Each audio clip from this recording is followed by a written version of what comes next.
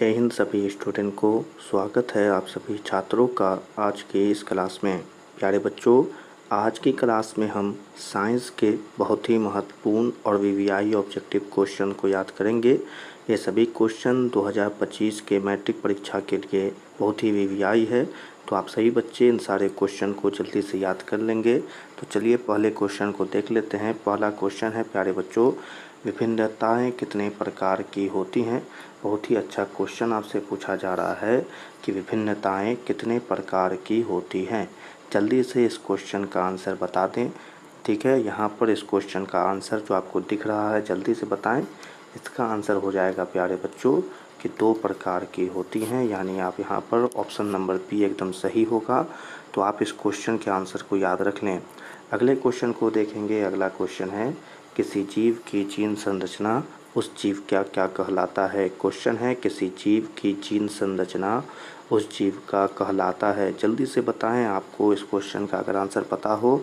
यहाँ पर जो आपको दिख रहा हो तो देख लें। यहाँ पर इसका जो सही आंसर हो जाएगा वो होगा जीन पररूप और जीनोटाइप, यानी ऑप्शन नंबर सी तो यहाँ पर सही हो जाएगा, पर आपको इस क्वेश्चन के आंसर को याद रखना है।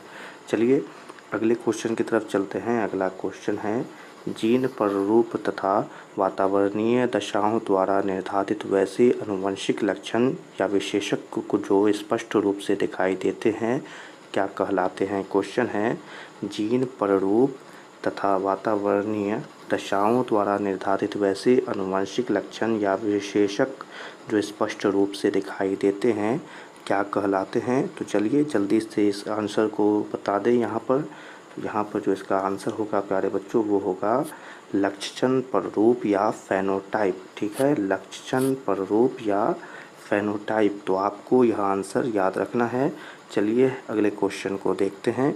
अगला क्वेश्चन है, ग्रेगर जॉन मेंडल व्यक्तिगत जीवन में क्या थे। क्वेश्चन है, ग्रेगर जॉन मेंडल व्यक्तिगत जीवन में क्या थे। तो वो क्या थे प्यारे बच्चों, तो वो पादरी थे। जो अंग्रेजों के होते हैं पादरी, वो वही थे। ठीक है, तो याद रखना है। अगले क्वेश्चन को देखेंगे। मेंडल ने जनक पीढ़ी को किस लेटर से सूचित किया था। क्वेश्चन है, मेंडल ने जनक पीढ़ी को किस लेटर से सूचित किया था। तो इस क्वेश्चन का आंसर आपको पता होगा, तो बताइए जल्दी से। यहाँ पर इसका सही आंसर है कि पी से सूचित किया था। ठीक है, तो आपको याद रखना है यह आंसर को। चलिए अगले क्वेश्चन को देख लेते हैं। अगला क्वेश्चन है प्यारे बच्चों, किसी भी प्रजाति विशेषक के एक स्पष्ट या आबादी में स्थित समस्त जीन उस आबादी का क्या कहलाता है। क्वेश्चन है, किसी भी प्रजाति विशेषक के एक समष्टि या आबादी में स्थित समस्त जीन उस आबादी का क्या कहलाता है। तो जल्दी से बताएं इस क्वेश्चन के आंसर को। यहाँ पर जो इनका सही आंसर होगा वो आपने देख लिया होगा, उसे कहते हैं जीन कोश। ठीक है, तो आपको याद रखना है इस आंसर को, जीन कोश। चलिए अगले क्वेश्चन को देख लेते हैं प्यारे बच्चों। अगला क्वेश्चन है, जाति उद्भवन उन जीवों में होता है जिसमें।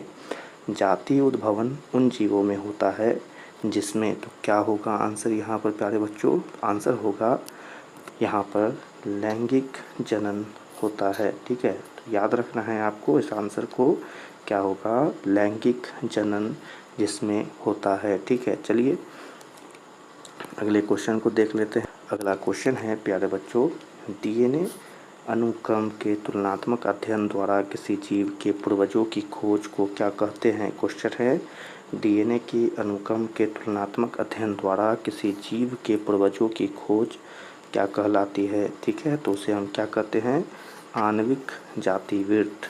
ठीक है, क्या कहते हैं, आणविक जातिवृत्त। तो याद रखना है इस आंसर को। चलिए अगले क्वेश्चन को देखते हैं। आनुवांशिकी का पिता किसे कहा जाता है। क्वेश्चन है, आनुवांशिकी का पिता किसे कहा जाता है। ठीक है, तो आपको जो आंसर दिख रहा हो जल्दी से बताएं। इसका सही आंसर है कि मेंडल को कहा जाता है। ठीक है, आनुवांशिकी का पिता मेंडल को कहा जाता है। चलिए अगले क्वेश्चन को देख लेते हैं प्यारे बच्चों। अगला क्वेश्चन है, किसके मतानुसार जीवों में प्रजनन के द्वारा अधिक से अधिक संतान उत्पन्न करने की क्षमता होती है। क्वेश्चन है, किसके मतानुसार जीवों में प्रजनन के द्वारा अधिक से अधिक संतान उत्पन्न करने की क्षमता होती है। ठीक है, तो यह किसने कहा था? तो मेंडल के द्वारा कहा गया था। तो आपको यह आंसर याद रखना है प्यारे बच्चों कि मेंडल के द्वारा।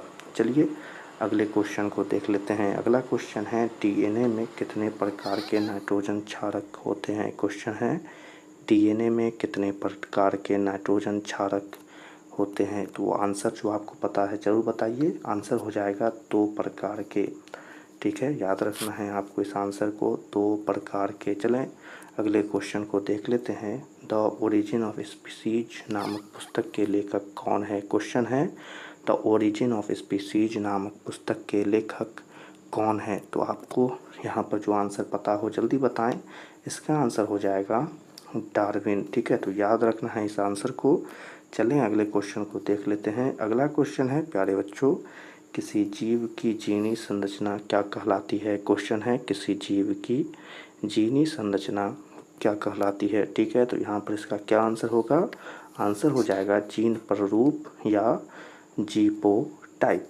ठीक है, तो याद रखेंगे इस आंसर को, जीन प्ररूप या जीपोटाइप। चले अगले क्वेश्चन को देख लेते हैं। जीव विज्ञान की वह शाखा जिसके अंतर्गत विभिन्नता तथा आनुवंशिकता का अध्ययन किया जाता है क्या कहलाता है? क्वेश्चन है जीव विज्ञान की वह शाखा जिसके अंतर्गत विभिन्नता तथा आनुवंशिकता का अध्ययन किया जाता है उसे हम क्या कहते हैं? तो जल्दी से बताएं, इसका आंसर आपको पता होना चाहिए। उसे कहते हैं आनुवंशिकी। ठीक है, तो याद रखना है इस आंसर को।